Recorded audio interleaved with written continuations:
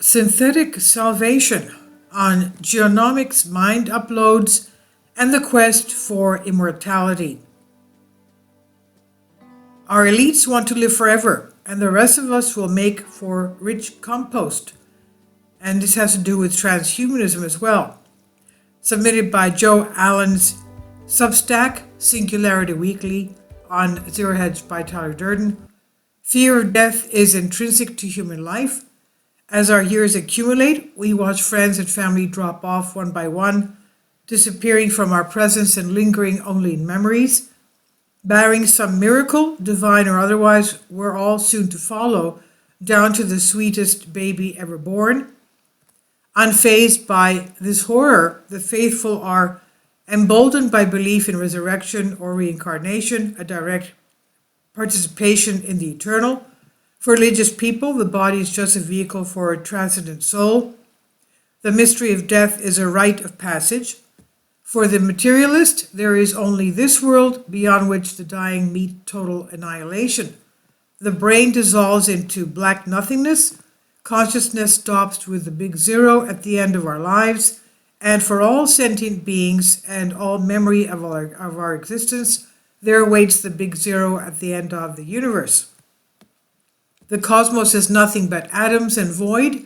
To make matter worse, the atoms are slowly freezing to death. Wallowing in this trance of sorrow, our elites and most anybody else would pay anything to live forever, or just a little longer. Held in thrall by old age, disease, and death, they put faith in biomedical protection racketeers who swear they can keep the reaper at bay. Today, it's the vax addicts and mask holes. Tomorrow, it'll be needle-poked mutants with blinking devices stuck all over them who pray for AI for a place in the cloud. Transhumanism offers synthetic salvation through three basic methods: biolongevity, biocontinuity, and digital immortality. Genomics will stop aging on the cellular level. Bionics will keep the body running with replacement parts. Once artificial intelligence is sufficiently advanced, mind uploads will allow eternal communion with the digital deities whom techies are busy creating. Quote, I think there's a good probability, end quote, the human-reptile hybrid Jared Kushner recently said, quote, that my generation is, hopefully with the advances in science, either the first generation to live forever or the last generation that's going to die, end quote. A more likely scenario, this is the first generation to merge with machines and the last generation to regret it. Kushner is not alone. Many of our credulous elites from Wall Street to the World Economic Forum have been ensnared by techno-religion. Its unfrocked priests are the scientists and futurists who push radical gene therapies, brain-computer interfaces, and various life-logged gadgets. As the actual technology becomes more and more sophisticated, you can be sure every atheist and his lapsed uncle will fall prey to this cosmic scam. And for those who can't afford it, well, you know, there's only so much room on the lifeboat. Biolongevity. In order to cheat death, at least for a while, the first method is to preserve the body at the cellular level. One proposed link of attack is to correct defective genes and diffuse the cell's innate self-destruct programs. With the discovery of CRISPR-Cas9 complex in 2012, geneticists now have the power to more easily knock out faulty genes and even insert new superior genetic codes. Joe Biden's recent executive order, the National Biotechnology and Biomanufacturing Initiative, has slated $2 billion for these high-risk, high-reward projects to write circuitry for cells and predictably program biology in the same way in which we write software and program computers. There are also less invasive procedures to be used in conjunction with gene editing, such as munching vitamins morning, noon, and night, or gaining self-knowledge through Internet of Bodies, surveillance devices, wearable trackers which feed every biometric data point into an artificial intelligence system, putting flesh on the bones of your digital twin, quote unquote, In theory, the resulting simulation could be used as a reference for targeting gene editing. By preventing 90% of medical problems, Ray Kurzweil wrote in The Singularity is Near, life expectancy grows over 500 years. At 99%, we'd be over 1,000 years. We can expect that the full realization of the biotechnology and nanotechnology revolutions will enable us to eliminate virtually all medical causes of death. Inspired by this sort of statistical fantasy, big tech oligarchs are pouring billions into various life extension laboratories. SENS Research Foundation, co-founded by the transhumanist Audrey de Grey in 2009, this organization seeks to halt and reverse aging. No matter what caused a given unit of damage in the first place, they assure us the same regenerative therapeutic can be used to repair it. Altos Labs, founded by Jeff Bezos and the corporate transhumanist Yuri Milner in 2021, this is a new biotechnology company focused on cellular rejuvenation programming to restore self-health and resilience with the goal of reversing disease to transform medicine. Calico Labs, acquired by Google in 2015, at the behest of Larry Page and Sergey Brin. This company is focused on the convergence of biology and technology, coupled with long-term perspective and funding, with the high hopes of curing death. Methuselah Foundation, bankrolled by Peter Thiel along with other Immortality startups, this foundation is on a mission to make 90 the new 50 by 2030. And the list goes on and on. By all appearances, billionaires fear death as if hell awaits, and they'll pay any amount to avoid it. And if you're lucky, you too might add a few years to your life through trickle-down immortality. Should these gene therapies and 3D organs fail to keep your carcass shambling along, there are ways. Cryonic doctors will freeze you right before you die, and then thaw you out once these transhumanists finally get their shit together. Alcor Life Extension Foundation, for example, charges $80,000 to freeze your head and $200,000 for the full body treatment. It's a small price to pay for a shot at immortality. Bionic continuity. The second method is to replace failing tissues and organs with mechanical parts. We do this already with pacemakers, prosthetic limbs, cochlear implants, dental implants, deep brain stimulation devices, and flag-raising penile implants. In a real sense, the entire plastic surgery industry, from hair transplants to rubber duck lips to silicone boobs, is a means to stave off our inevitable dissolution, if only on a superficial level. Transhumanists foresee a day, just over the horizon, when more advanced prosthetics will offer superior functionality, including brain function. We'll have Swiss Army knives for fingers and versatile artificial genitals, sort of like today's transgenders, but presumably way better. Any prospective immortal had better hope so. This cyborg dream was fleshed out in the early 20th century by the Marxist thinker J.D. Bernal.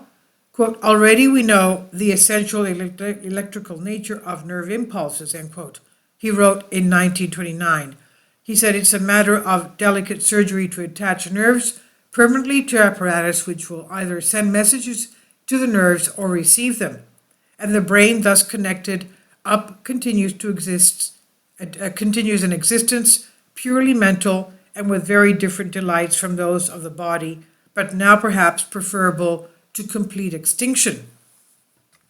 Bernal compared this bionic transformation to the metamorphosis of a butterfly, albeit one with hideous wings.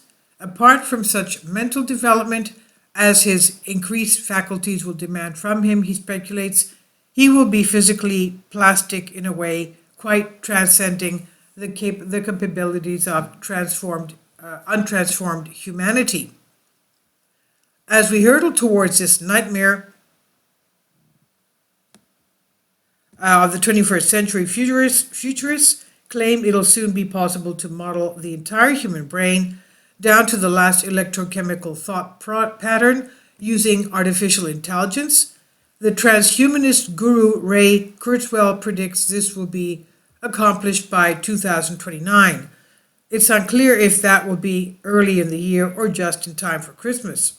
Following an AI-created digital template, doctors will replace our dying neurons with artificial neurons, and bit by bit, our meat brains will be transformed into the latest work of lightning-fast transistors. It's an upgraded mind brain that could last forever, so be sure to get a warranty. Would this mechanical monster still be you, though? The idea is that a pattern is a pattern, and the human soul, quote unquote, is just a pattern of information. It doesn't matter what the medium may be. Think of it this way. If you replace every thread in a sweater strand by strand with artificial wool, it would still feel like the same old sweater, maybe even better. In a similar manner, many believe your personal consciousness will survive the transition from gray matter to circuitry. This mind-machine merger would be like looking out at the world through your smartphone forever. You'd hardly notice the difference. If you think about replacing the neurons one at a time by prosthetic neurons made of silicon, explains a philosopher of consciousness at NYU employed transhumanist David Chalmers, just say I replace 10% of my brain with silicon chips, do it one at a time, and keep going, and they interconnect with the other ones in a perfect way.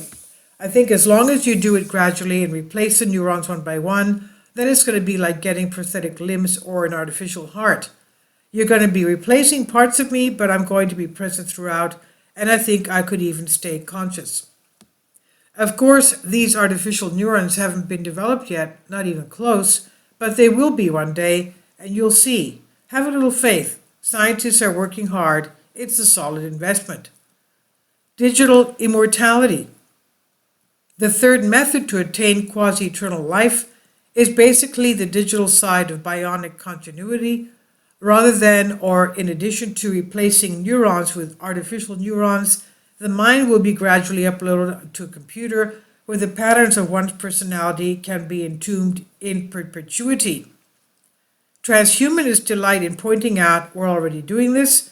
Everyone from toddlers to creaky old codgers is feeding their inner self into Google, Facebook, Amazon, Microsoft, Apple, third-party data vultures, and any intelligent agencies with backdoor access to these companies.